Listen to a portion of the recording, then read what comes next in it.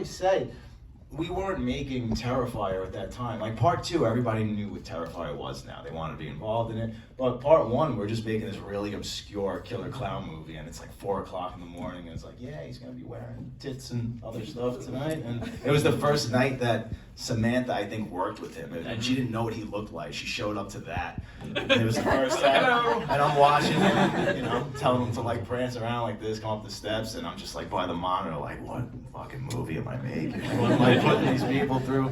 So that was interesting. Fucking movie are you making is so apt, because I think for all of us who were watching it, we were like, oh shit, this is a practical effects, gory, slasher, indie thrill ride. And just when you think you've figured this film out and you know what you're in for, there are the tits. And it just throws you on your ass, because you're like, is this some kind of gender-bending sleepaway camp? What does this mean? What does this communicate? What does this entail? And then it just kind of never comes back to that. So it's just a 1-2 punch. Well, you don't also realize it's not just the tatas that I'm wearing. I'm also wearing the meow meow. So I got the moo-moos and the meow meow. We tried to keep it in the shadows as much as possible. I missed it. Yeah. I missed it. Go back. It's an excuse to With go those, back. Internal organs. Earmuffs. Right? You know what? It's Sitting like, right in front of me. And I'm like, oh. She's from Ottawa. Oh, okay. it's interesting how that started. It started with the idea of him wearing a wig. Okay. And then, you know, it was like, well, he wouldn't be wearing a wig, right? He'd be wearing a scalp. And then it just keeps going. It's like, well, would Art only take the scalp? Or like, he'd probably take more. And so I was like, he'll take everything that's identifiable, you know, from her as a female. And I was going to have him wear it over his costume originally. And maybe like a couple of weeks before we started shooting, I was like, that's not going to be as effective. I was like, what if he just put them on his naked body? And you know, I like pushing it and taking risks. Like, you never take Freddy or Michael Myers or Jason like out of their costume, especially naked. And I'm like, that might be something really cool to do with this character.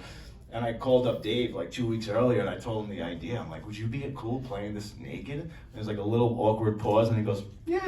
All right. He goes, you know what? He goes, Catherine's gonna get naked and get cut in half. He's like, if she's gonna do it, I'll take one for the team too. And that was like such an amazing thing, and a testament to him, you know, as an actor and as a person. It says a lot about his character, especially since he was never in a movie before.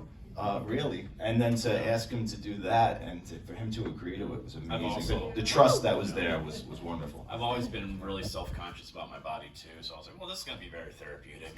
Yeah. Imagine having tits. At least you had a nice pair. They were very nice. Very nice. Those were Puyas. Those really were. They were molded off of Puya, so kudos to Puya. Damien, I'm glad you brought up Freddy and Jason and the Pantheon, because like, this panel is called A New Slasher Icon, and that is exactly what we've seen in Art. And he's not the first clown, but I think we would all agree that he is very singular and very iconic. And so earlier this weekend I was doing a panel with the ladies of Evil Dead, the original Evil Dead. Just met them. They're wonderful. They're wonderful. And when you're talking to them, they were like, it was like a student film. It was, we met them at the back of a diner. We bought lunch. Like, we had no idea this thing would blow up and become this iconic thing that it has. And so I'm curious, to what extent was that the spirit of the set of the, like, I know it started as a short. I know it kind of had a trajectory, indeed, before David even got on board.